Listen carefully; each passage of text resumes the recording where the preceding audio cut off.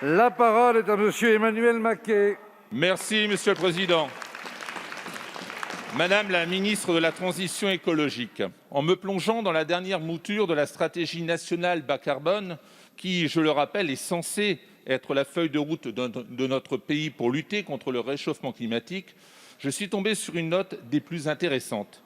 Cette note, numéro 110, présente en page 120 de la version révisée en mars 2020 de ce document, alerte sur les conséquences de la réduction de la part du nucléaire à 50% d'ici 2025. Je cite: « Malgré le développement des énergies renouvelables entrepris, la France sera contrainte de construire jusqu'à une vingtaine de nouvelles centrales à gaz dans les 7 prochaines années pour assurer la sécurité d'approvisionnement lors des pointes de consommation, conduisant à une augmentation forte et durable de nos émissions de gaz à effet de serre. » Une augmentation forte et durable de nos émissions de gaz à effet de serre.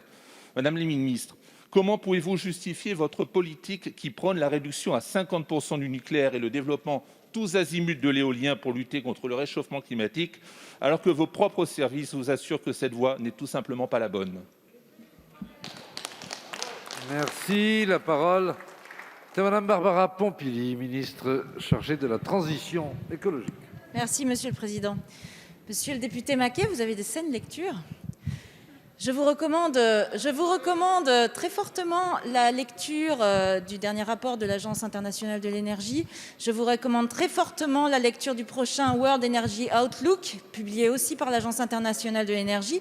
Et je vous recommande aussi fortement la lecture, à partir du 25 octobre, du rapport de Réseau Transport d'électricité, qui fait un point actualisé sur nos besoins en électricité et sur la manière d'y répondre. Tous ces rapports disent de manière unanime que la solution pour faire face à nos besoins dans les 10 à 15 ans qui viennent, c'est le développement massif des énergies renouvelables. Ce n'est pas moi qui le dis, c'est fondé sur des faits, c'est fondé sur des projections, et en plus vous allez avoir dans le rapport de RTE les financements, pas les financements, combien ça coûte, quels sont les avantages et les inconvénients. Donc la question de l'apport du nucléaire est une question qui se pose et une question à laquelle évidemment il faudra apporter une réponse, mais ne mélangeons pas tout. Dans les 10 à 15 ans, tout le monde vous dira que nous ne sommes pas en capacité de construire un réacteur nucléaire qui pourra subvenir à nos besoins tout de suite.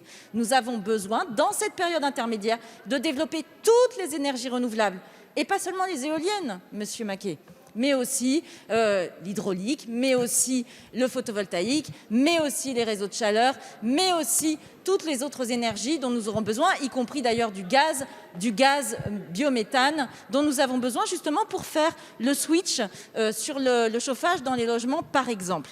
C'est ça la politique énergétique de notre pays, c'est pas, encore une fois, des dogmes, c'est se mettre face aux réalités et agir avec pragmatisme, et c'est ce que nous faisons au gouvernement. Merci, madame la ministre. Monsieur le député, vous avez la parole. Je lirai attentivement, Madame la Ministre, ces documents, mais votre réponse ne m'étonne malheureusement pas. Nous avons compris que votre politique ne vise pas à lutter efficacement contre l'urgence climatique, mais cherche essentiellement à débrancher le nucléaire et à développer l'éolien tous azimuts. Pourquoi, Madame la Ministre, ne pas rediriger les milliards d'euros de l'éolien vers ces secteurs afin d'agir sur les vraies causes du réchauffement climatique? Une telle décision permettrait de redonner du pouvoir d'achat aux Français et de créer de l'emploi local. Quand allons-nous enfin adopter cette écologie de bon sens? Merci, monsieur le député. Madame la ministre, oui.